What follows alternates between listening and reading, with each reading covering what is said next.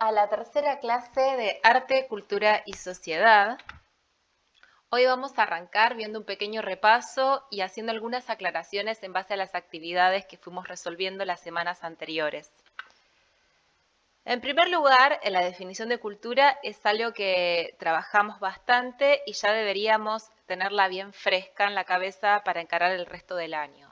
Habíamos dicho que la cultura es un sistema de significados y prácticas que dan sentido a todos los aspectos de la vida de una sociedad y que se encuentra en constante flujo, es decir, la cultura es dinámica y por lo tanto sensible al devenir histórico de cada sociedad. A su vez, habíamos hablado de que se encuentra en estrecha relación con la conformación identitaria de cada grupo social.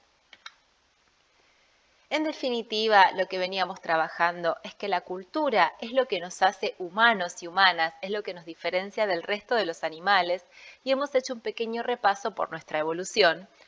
Si vamos a hablar de los seres humanos, entonces vamos a referirnos a nuestra especie, que habíamos visto que es Homo sapiens sapiens, la llamamos en el último trabajo práctico. Sin embargo, algo que me gustaría resaltarles es que en la actualidad se ha descartado el tercer nombre en nuestra nomenclatura científica por una cuestión de avances en las investigaciones, que en este momento no nos vamos a detener. Sí se mencionan en el apunte que les dejé en el Classroom del taller de escritura académica, donde tienen un apartado de cómo escribir correctamente los nombres científicos. Nuestro nombre científico en la actualidad es Homo sapiens, compuesto por el género Homo, que como verán en el apunte siempre se debe escribir con mayúscula la primera letra, seguido por nuestra especie que es sapiens. Como también se indica en el material, siempre deben escribirse en cursiva, en itálicas. El tema es que si hablamos de nuestra evolución como especie, para entender un poquito cómo es que llegamos a desarrollar la cultura, muchas de ustedes me compartieron imágenes y agradezco mucho que se hayan tomado el laburo extra de buscar ilustraciones para las respuestas de las consignas. Sin embargo, esta es una imagen que suele divulgarse muchísimo o es la más conocida en torno a la evolución. Se cree que es una representación de la evolución de nuestra especie a partir de la teoría de Darwin, de Charles Darwin. Sin embargo, quiero aclararles algo para el resto de sus vidas y es que esto es una simplificación que es errada. En primer lugar, está suponiendo que devenimos del mono y que fue una evolución lineal de una especie tras otra en el tiempo, cuando en realidad esto no se dio así.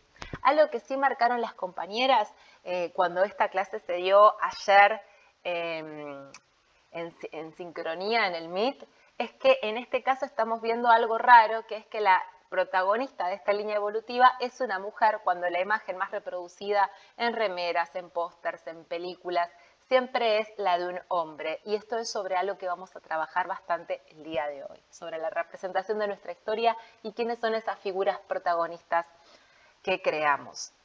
Ahora, ¿por qué digo que esta línea está mal? En realidad, nuestro proceso evolutivo tiene mucho más que ver con la forma de un árbol. Esto que ustedes ven ahora, que es bastante más complejo y obviamente mucho menos marketinero, es una representación mucho más fiel a lo que se sabe sobre nuestra evolución. O sea, es un constante aparecer en el tiempo de especies, como pudieron ver en el video que tenían para la tarea del trabajo. Y estas se fueron ramificando, algunas ramas derivaron en otras especies, otras directamente se perdieron en el tiempo. Nosotros somos la única especie de Homo que habita el planeta en la actualidad. Y algo que me gustaría destacar es que no es que descendemos del mono, eso es un mito, es una lectura muy errada de una teoría que es la darwiniana. En realidad, nosotros compartimos un pariente en común del cual nos desprendimos hace más de 8 millones de años, ¿sí? Que es el momento en el cual empieza a diferenciarse nuestra historia evolutiva en el planeta. Obviamente todo esto no hace a la materia, pero son cositas que quería destacar porque sé que se confunden un montón y me parece que está buenísimo que las tengamos en claro de ahora en más.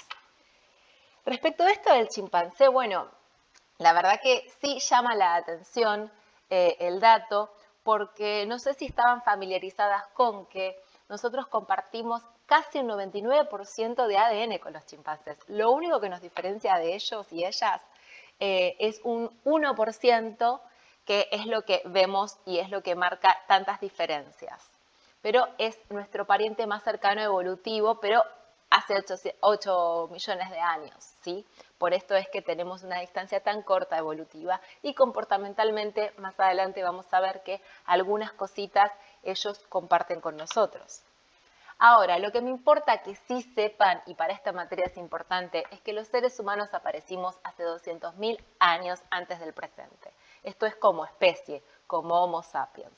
Pero se le denomina Homo sapiens anatómicamente moderno, es decir, que sus características físicas anatómicas eran exactamente igual a las nuestras, incluido el tamaño del cerebro y la capacidad de razonar.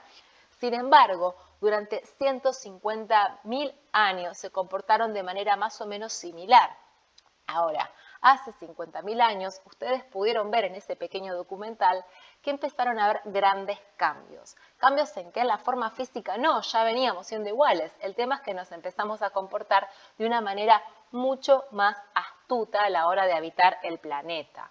Empezamos a demostrar una cultura material mucho más compleja, es decir, ya hay registro de vestimenta, de múltiples objetos, herramientas especializadas, artefactos de caza muy especializados en determinadas especies, una vida social mucho más activa y una capacidad de cooperación mucho más estrecha, por ejemplo, para cazar megafauna como esos mamuts que se cazaban de manera colectiva y organizada.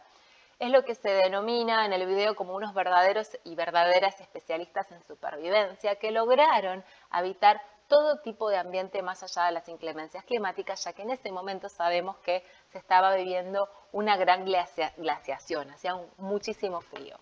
Ahora, ustedes cuando mencionaron estas características en el trabajo práctico, muchas apelaron a la enumeración o enlistado de estos aspectos. Lo han hecho de una manera poco acorde a los formatos que se suelen pedir en la academia y en los textos formales de escritura, incluido la escuela. Por eso, en el taller de escritura vamos a aprender a enlistar correctamente los elementos. ¿Por qué les decía hoy que es interesante a nivel genético nuestra cercanía con los chimpancés? Bueno, porque en realidad ellos cumplen con una condición que hasta hace no mucho tiempo creíamos que era única de nuestra especie.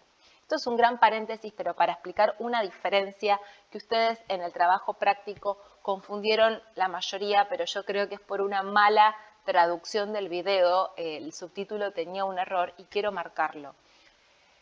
Esto tiene que ver con la habilidad motora y la habilidad motriz. Ambas palabras vienen de movilidad, de moverse. Sin embargo, en lo que es nuestra historia evolutiva y en el comportamiento animal, hay una diferencia entre lo motor y lo motriz. Lo motor tiene que ver con el desplazamiento, con moverse de un lugar a otro, nuestras habilidades para desplazarnos.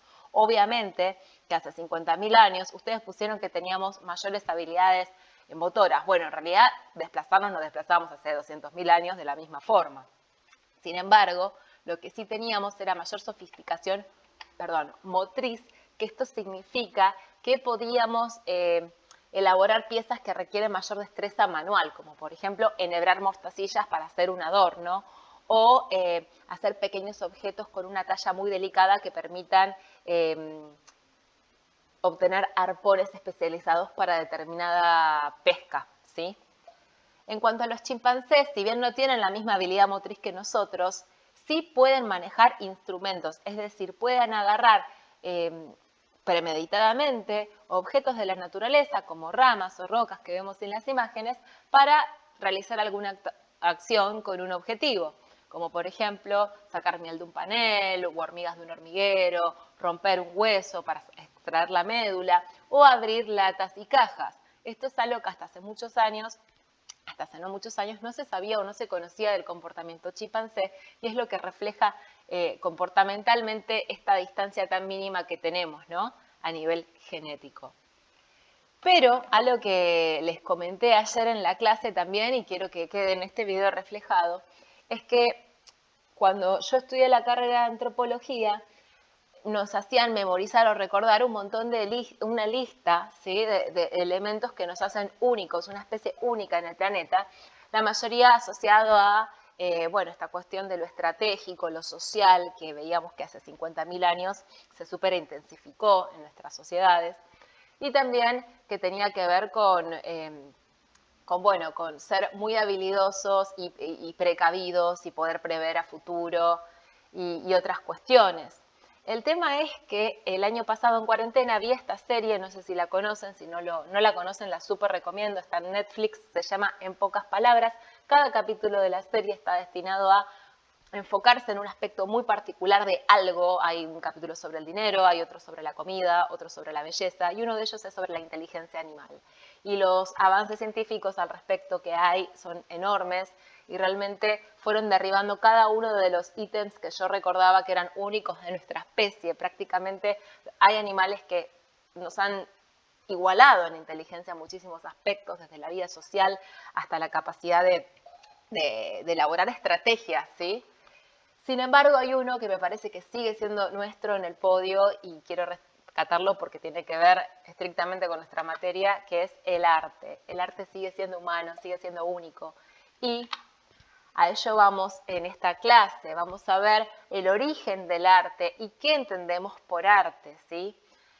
Habíamos visto que en esta materia nos va a importar muchísimo la etimología de la palabra, o sea, de dónde vienen las palabras. La palabra arte viene del griego ars, artis, y se suele reservar hoy en día, si bien hay 1.000.000 de definiciones, en la clase muchas de ustedes me dijeron que en cada materia más o menos han definido el arte, pero que siempre acordan con que es un medio o una práctica para expresar ideas, emociones y visiones del mundo. Hay definiciones más clásicas que lo asocian con los fines estéticos y comunicativos, pero bueno, estamos hablando de prácticas y productos que se pueden elaborar a partir de un montón de recursos distintos.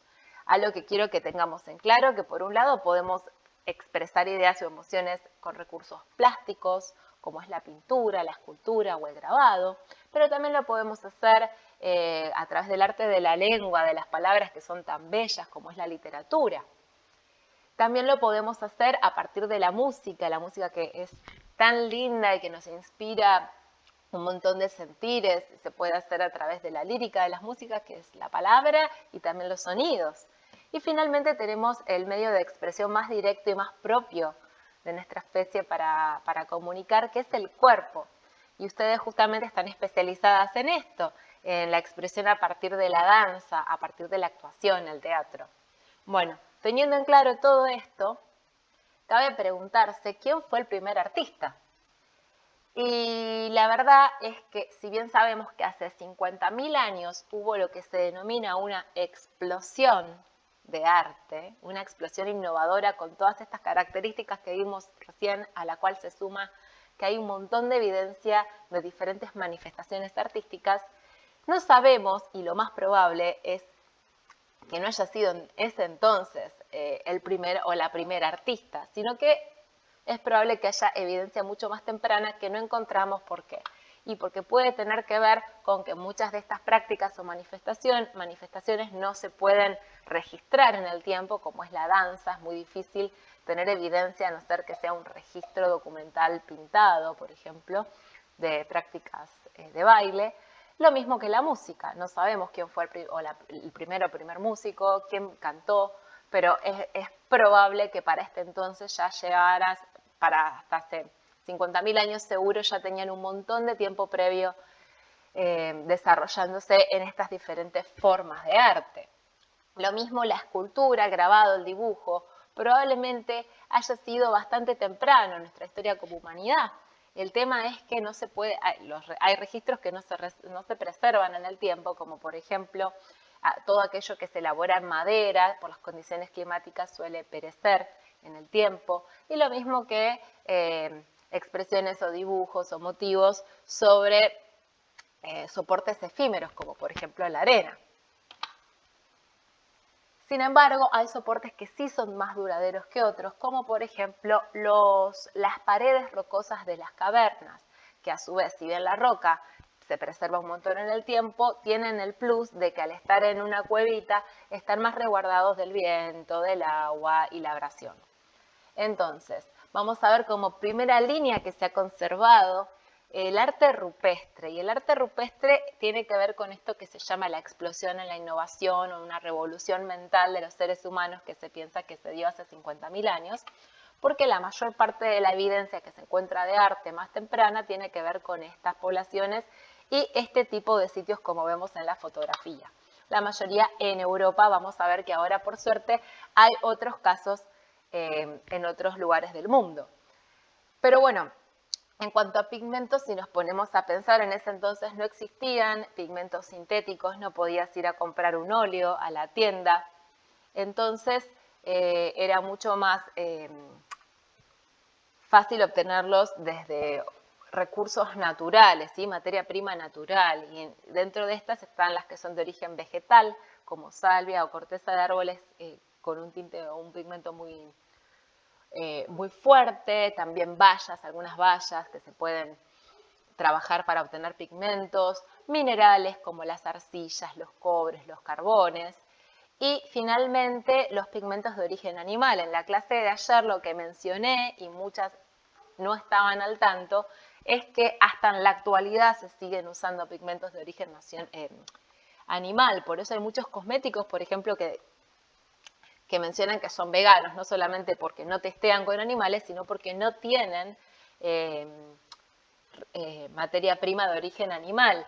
Pero, por ejemplo, el carmín, el famoso carmín, se obtiene de esa cochinilla que vemos en la imagen, que es un insecto cuyo interior tiñe muy fuerte. Al igual que la sangre animal, si alguna vez ustedes se han manchado, se han golpeado, se han manchado la ropa con sangre, saben lo difícil que es quitarla. La sangre es un pigmento excelente.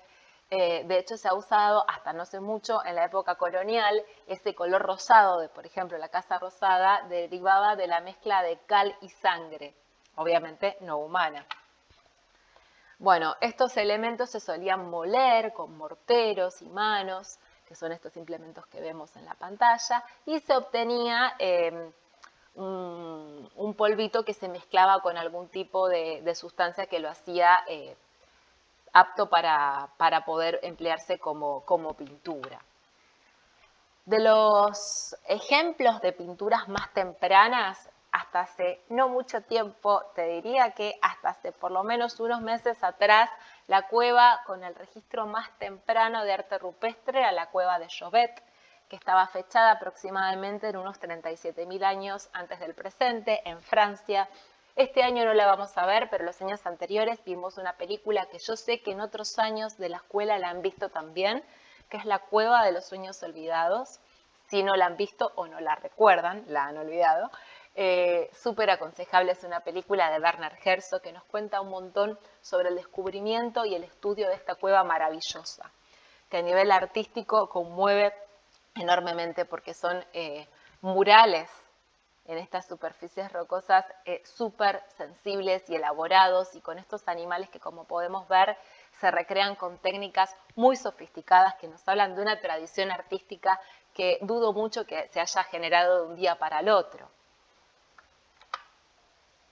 Decía que hasta hace unos meses la cueva de Chauvet era la más temprana, pero este verano se ha publicado un artículo donde se informó un hallazgo de pintura rupestre en Indonesia. Estamos hablando de otro continente. Esto fue muy rupturista en lo que es el estudio del arte paleolítico. Estamos hablando de la cueva del Intedogne, fechada en 45.500 años antes del presente, ¿sí?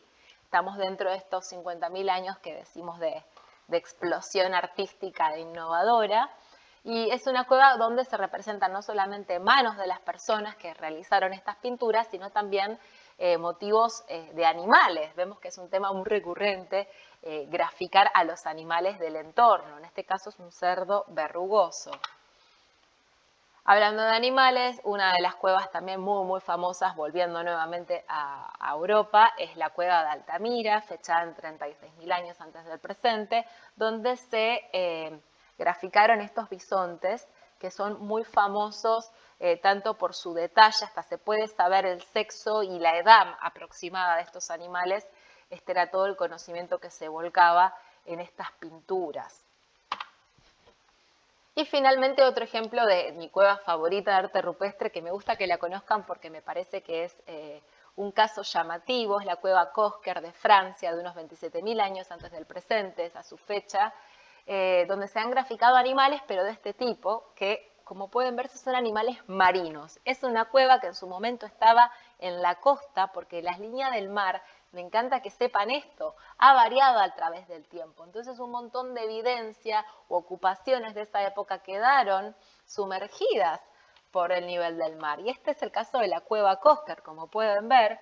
Tanto ha cambiado el paisaje que su entrada, que en su momento era accesible por vida terrestre, hoy en día es submarina.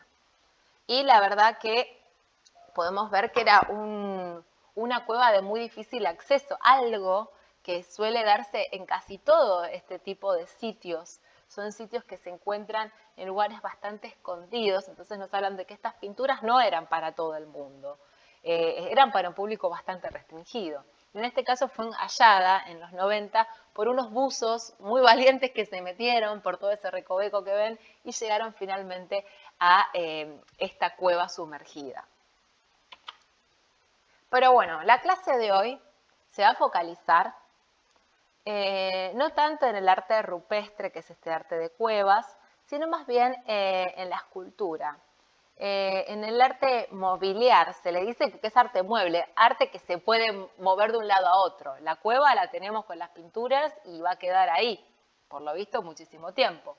En cambio, hay otro tipo de arte que son pequeñas esculturas, que se les dice figurinas, que son, o figurillas, pero son como estatuitas, esculturitas, que la verdad que se usaban un montón, por decirlo de alguna forma, en esta época. Hay un montón de evidencia de determinado tipo de figurita que vamos a conocer en esta clase. La primera de estas figurinas, así que se conoció en la era moderna, fue descubierta en 1864 en los Cheribas, en Francia, y fue fechada más tarde, hacia unos 13.000 años antes del presente. Fue toda una novedad encontrar este tipo de esculturita tan sensible, tan bella, por decirlo de algún modo, en un sitio arqueológico. Esta esculturita representa, como pueden ver, el cuerpo de una mujer. La palabra correcta es antropomorfa, o sea, que tiene forma de ser humano. ¿Se acuerdan que antropo tiene que ver con el ser humano? Antropomorfo. Y la característica más destacable es que tiene los genitales, como pueden ver, muy marcados. Y a su vez tiene las manos y las cabezas desaparecidos, cortados o se han perdido en el tiempo, y no posee brazos, o sea, no tiene la posibilidad siquiera de tener manos. Esta esculturita fue encontrada por el marqués de los Cheribas, que era un tipo que era propietario de ese terreno. Y ahora vamos a ver un poquito cómo influyó quien la encontró en la percepción que se tiene de esta esculturita. Pero antes me gustaría mencionar que es la materia prima, o sea, el material sobre el que se talló esta esculturita es marfil de mamut. O sea, es por esto que se preservó tanto en el tiempo, porque son los colmillos, es material del colmillo del mamut sobre el que se talló. Y pudiendo haber habido, quizá hubo una tradición larguísima de estas esculturitas antes, pero no nos llegan a nuestra mano porque por ahí se podrían haber hecho, no sé, en madera, por ejemplo. Ahora, este marqués de los Cheribas era el terrateniente de ese lugar, su nombre es Paul Orold. Este marqués ejercía la arqueología por afición, era un apasionado de la historia, entre otras cosas, millonario. Y cuando encuentra esta esculturita, lo que se le viene a la mente, lo primero que se le viene a la mente son sus referentes de la escuela, de lo que ha estudiado. Y era este tipo de imagen. Él la asocia directamente, dice, bueno, es una mujer desnuda, me recuerda a las Venus griegas y romanas, o Afrodita también se le denomina, es el otro nombre que se le da a esta diosa, que es la diosa de la belleza y del amor. Y que solía representarse mucho antes de Cristo, en la época clásica griega y romana, en esculturas muy elaboradas, ¿sí? A su vez es un motivo que perduró en la historia del arte y, por ejemplo, ha llegado a el famoso cuadro que ven a la derecha, que es del nacimiento de Venus, de Botticelli, del 1400. Bueno, es un motivo que se ha replicado en la historia, que representa la belleza, justamente el amor, inclusive la inocencia. ¿Por qué? Porque si ustedes observan, estas Venus están tapando las partes, y es por eso que se le conoce en el arte, y ya en ese momento, en el 1800, se las denominaba Venus púdicas, o sea, Venus con vergüenza, Venus pudorosas, como toda mujer debía ser, ¿no? Si está desnuda, bueno, menos mal que se está tapando. En cambio, nuestra querida Venus paleolítica, nuestra Venus arqueológica, hallada en este sitio de los Yoribás, no tenía ni brazos para cubrirse. Entonces, Paul Orolt la denomina Venus, pensando en estas mujeres desnudas del clásico y el Renacimiento, e impúdica, Venus impúdica. O sea, es una Venus como esas, pero que no tiene vergüenza, una Venus desvergonzada. Este tipo de figuritas con el tiempo, luego de este primer hallazgo, empezaron a aparecer por todos lados, ¿sí? En gran parte de Europa, Asia. La verdad que es muy interesante, son más de 200 figurinas de este tipo que representan cuerpos de mujeres desnudas. La más famosa en la literatura, en las películas, en donde la vean, es esta que yo estoy segura que de algún lado les suena, es la Venus de Willendorf, hallada en Austria. Está fechada en 30.000 años antes del presente. Lo que me interesa que sepan son las dimensiones. Nosotros acá la vemos enorme, pero no mide más de 11, 13 centímetros. Está hecha en piedra caliza, por eso también duró tanto tiempo. Y tiene algunas características llamativas, como pueden ver. Tiene los pechos muy grandes, igual que la zona abdominal, obviamente la vagina muy destacada, la vulva, y no se le ve la cara tampoco, no importan los brazos, no los tiene, ni tampoco los pies.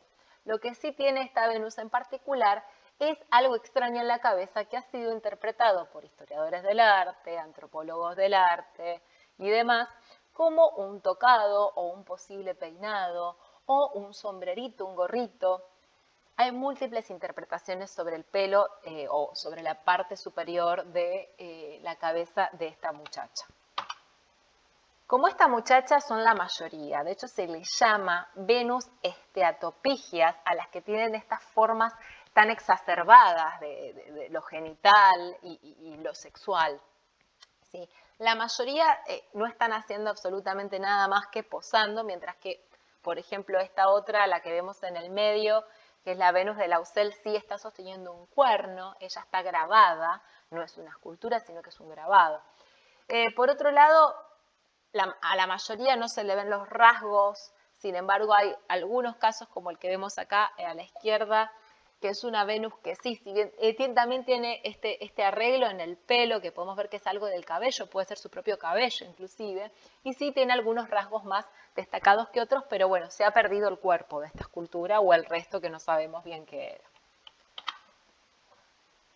Acá vemos la última Venus que se halló, se publicó este verano, nos enteramos también, el 2020 fue, 2019-2020 fue una época de muchísimas noticias, por ejemplo, esta pequeña Venus de Renancourt hallada en Francia, tiene 23.000 años, y para que vean que era algo que se podía trasladar de un lado a otro, también eso puede tener que ver con todos estos lugares donde están apareciendo en esta época estas pequeñas estatuitas que han denominado de una manera no llamativa Venus, ¿sí? A partir de esta primera estatuita encontrada. Ahora, ¿cómo se interpretan? Yo imagino que ustedes viendo todas estas imágenes se les han estado disparando ideas de qué rol jugaban estas pequeñas figurinas. Bueno, obviamente a partir de esta primera interpretación como Venus se han generado interpretaciones de que representaban un ideal de belleza de la época. Otras interpretaciones la asocian más bien a un objeto erótico, pornográfico, ¿sí? También se le ha asociado con diosas de la fertilidad y un poco en asociación con esto se las ha propuesto como amuletos que se llevan de un lado a otro para procurar buena suerte generalmente en la casa o en la reproducción o en lo que fuere que representara esta abundancia, esta fertilidad. El tema es que no son más que interpretaciones. ¿Y qué pasa con las interpretaciones? ¿Se interpreta a todas las figurinas por igual? Bueno, no, en realidad hay un sesgo y eso quiero destacar. Esta es una de las pocas figurinas de cuerpo masculino que se ha encontrado, o aparentemente masculino, que es la del hombre león de Holstein-Stadel, que está fechada en 40.000 años antes del presente, se ha hallado en Alemania. Como podemos ver, tiene un cuerpo antropomorfo, o sea, con forma de hombre, pero su cabeza está interpretado como la de un león. Las chicas ayer decían que se parece más a un oso, es verdad, pero por ciertas características y rasgos parece más bien, y por los animales de la zona, que se trataba de un león, ¿sí? El tema es que ¿cómo se ha interpretado esta figurina? Bueno, se la ha interpretado como un poderoso chamán, un ser mitológico y un dios total. Como verán, hay un montón de interpretaciones desde la antropología del arte y que también tienen que ver con cómo se esté pensando este pasado. Este tercer y último apartado de la clase vamos a destinarlo a entender otras miradas que se han desarrollado dentro de la antropología del arte que tienen que ver con aperturas feministas, darle otro rol a las mujeres. Porque hay pensadores, arqueólogos, arqueólogas, sobre todo en países como España, Francia, también en Argentina, en Perú, que nos invitan a pensar en cómo estamos entendiendo estos pasados, ¿sí? ¿Cómo entendemos el pasado a partir de estos objetos? El pasado ya no existe, no podemos viajar, al menos no hasta ahora, y observar cómo era la gente de ese momento. Entonces, tan solo es una interpretación que hacemos desde el presente. Entonces, esta interpretación la hacemos a partir de todos estos objetos que podemos ver en la pantalla, incluidas estas figurinas. Y hay dos instancias interpretativas, y esto está bueno que ustedes lo tengan en cuenta. Por un lado, lo interpretan los investigadores e investigadoras con todas las ideas, estudios y preconceptos que ya traen en su cabeza de sus propias sociedades. Y luego ellos elaboran interpretaciones que son retomadas más tarde por artistas, ya sea para generar documentales o ficciones, como películas. Y dentro de estos artistas hay una rama que es muy interesante y que ahora vamos a analizar un poco, que son los paleoartistas. Son los artistas actuales que se encargan de representar de manera lo más, entre comillas, realista posible estas sociedades a partir de los análisis o interpretaciones de los investigadores e investigadoras. ¿Qué pasa? Mediante estas imágenes de paleoartistas o artistas especializados en recrear nuestro pasado, y también en los mismos textos que nosotras estudiamos, se ha contado una historia donde el hombre, o sea, el género masculino, era el protagonista de ese pasado, ¿sí? Era quien cazaba, era quien proveía el alimento, era quien desarrollaba toda la acción, y en diferentes momentos, no solamente en cada etapa de nuestra historia evolutiva. Podemos ver ahí cazadores paleolíticos, pero abajo ya hay una aldea, una sociedad asentada.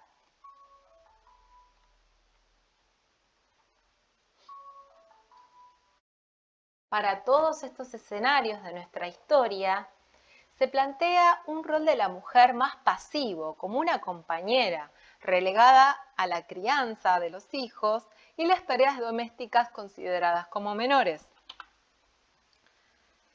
El tema es que la forma en la que entendemos y representamos el pasado suele hablar más de nosotros y nosotras en el presente que de aquel pasado.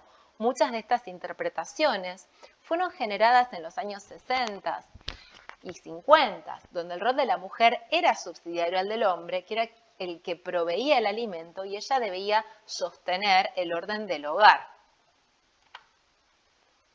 Esto también se volcó a la interpretación de los objetos que interpretamos como arte hoy en día, del pasado y sus creadores.